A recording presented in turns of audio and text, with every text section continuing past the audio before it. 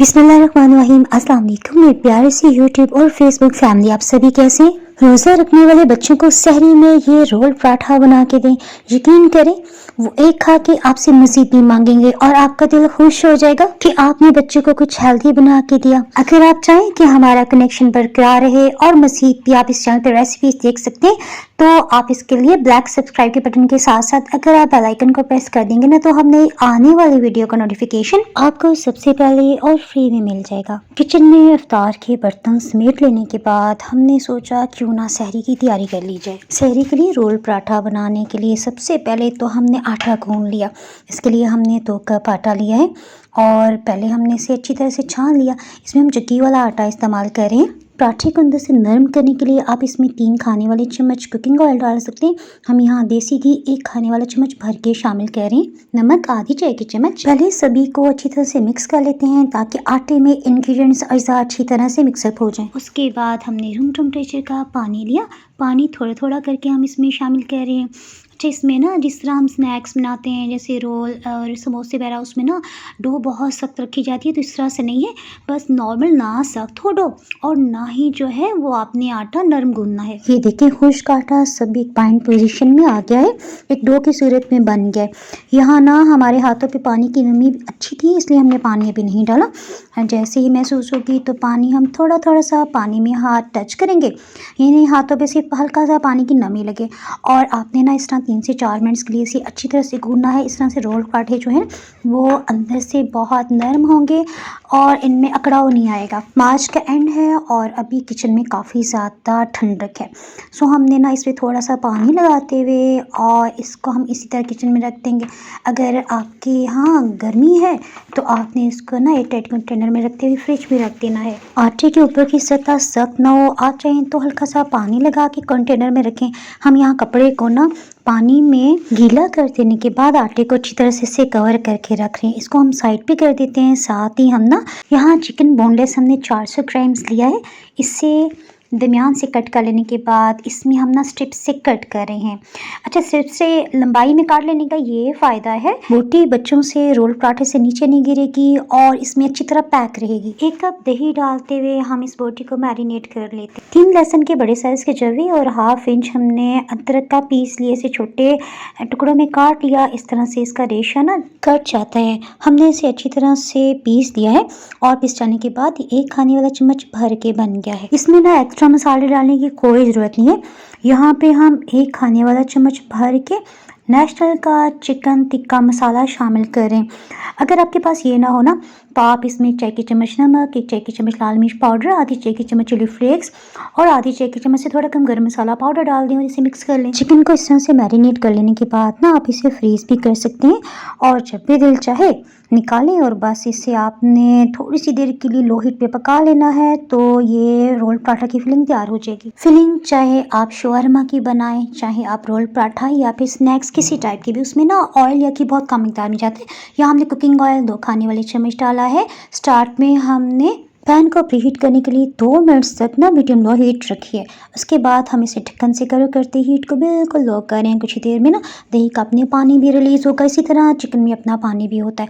अच्छा, और इसी में ना इंशाल्लाह कुक हो जाएगा। कोयले को हमने साइड वाले स्टोव पे रखा हुआ है ताकि अच्छा लाल सुर्ख हो जाए। हम इसे ना थोड़ा स्मोकी फ्लेवर देंगे, ये ऑप्शनल है, लेकिन ये रोल पराठे की तो जान है, उससे ना एक्स्ट्रा फ्लेवर आता है। आपको लगता है आप कहीं बाहर से जाके ना खा रहे हैं, इतना टेस्टी बनता है। आधी चाय की चम्मच से थोड़ा कम नमक हम इसमें डाल रहे हैं। बस हमने इसे इतना अच्छा भूनना है कि इसमें जो भी पानी की इसकी अपनी दही की नमी है वो ख़त्म हो जाए। अब हम इसे स्मोकी फ्लेवर देने के लिए स्टील की छोटी सी प्याली है, इसमें अमूमन आपने मेरी केक और पिज़्ज़ा की रेसिपीज़ में देखा होगा कि स्टीम देने के लिए ना ओवन और पतीले में रखती हूँ। इसका कलर ख़राब ना हो, सो इसमें हमने एल्युमिनियम फॉयल थोड़ा सा ना रोल करते हुए सेंटर में रख दिया है और जो चिकन है उसका हमने हीट को ऑफ कर दिया है। इसके दरमियान में रखते हुए ढकता हुआ कोला रखा, थोड़े से चंद ड्रॉप्स ऑयल के डालते हुए जैसे ही धुआं उठा फ़ौरन से हमने ढक्कन से कवर कर दिया। अब आपने ना 9 से 10 मिनट्स के लिए इसे लाजमी कवर करना है, इसमें से धुआं बाहर को ना भागे। सो इसके लिए हमने ना छोटे से सुराख को भी बंद कर दिया। चिकन तैयार होगा ना तो हम इसे बॉक्स में डाल के फ्रिज में रख देंगे। यहाँ हमने कुछ सब्जियां काट ली थी, इसे भी हम अभी से तैयार करें। पहले बारिश हो रही थी तो मैंने कुछ देर लिए स्वेटर पहन ली, लेकिन अब किचन में काफ़ी गर्मी हो गई है। सो हमने सब्जियां इसमें कट की थी, आप अपनी मनपसंद कोई भी ले सकते हैं। थोड़ा सा नींबू का रस और इसमें बीज निकल आया था। 1/4 टीस्पून नमक, 1/4 टीस्पून काली मिर्च का पाउडर, ये फ्रेश और काफ़ी तीखी काली मिर्च है। इस सभी को अच्छी तरह से मिक्स करके ना ये भी हम फ्रिज में ही रख रहे हैं और इंशाल्लाह सुबह मिलते हैं। तो जनाब अल्हम्दुलिल्लाह सहरी का टाइम हो गया है। यहाँ पे हमने आधी चाय की चम्मच गंदम का आटा डाल दिया। देसी घी हमने घर में ही बनाया हुआ है। देसी घी बाय डाइनिंग ओवर आप सर्च करेंगे ना तो आपको खुशबूदार दानेदार बेहतरीन टिप्स के साथ देसी घी की रेसिपी मिल जाएगी। यहाँ ना पराठा हम झटपट से बनाने वाला किस तरह से बनाती हूँ ये भी मैं आपको बता देती हूँ। बस हल्का सा आटे को हमने इसमें टच किया ताकि हाथों के साथ ना चिपके। अब हमने ना आटे को थोड़ा सा फैला लिया, इसके सेंटर में ना आधी चाय की चम्मच हमने देसी घी डाल दिया। अब आपने क्या करना है कि एक किनारे को उठाना है, अंदर की तरफ फोल्ड करना, इसी तरह ना सभी किनारों को उठा उठा के ना इसको पैक करते जाना है। और ये देखें जनाब देसी घी अंदर छुप गया। अब आपने क्या करना है, बस हाथों में यूँ, ये जो अम्मी का टिपिकल स्टाइल होता है ना पेड़ा बनाने का, वो मैंने सीख लिया था, उसी को यहाँ पे यूज़ किया। आप भी 2 बार करेंगे ना तो आपको तरीका आ जाएगा। बस हल्का सा इसके दोनों साइड पे हमने चक्की वाला आटा लगा लिया और फिर हल्का हल्का सा ना हम रोल करते जा रहे हैं। इसके साथ ही हमने तवे को भी प्रीहीट कर लिया है। अगर आपको पराठा बनाना मुश्किल लगता है तो आप फ्रोज़न पराठा भी इसमें ले सकते हैं। हमने ना मीडियम लो हीट 2 मिनट के लिए ऑन किए है।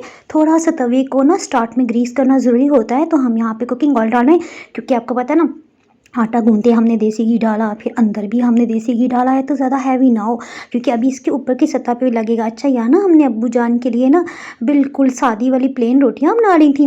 देसी घी तो अंदर डाला हुआ था ना तो आटा बहुत गर्म था। ये देखिए मेरी पप्पी अम्मा कहती है कि बेटा तुम ऐसी रोटी छटती हो जैसे वो पेशावर की पठान नहीं है।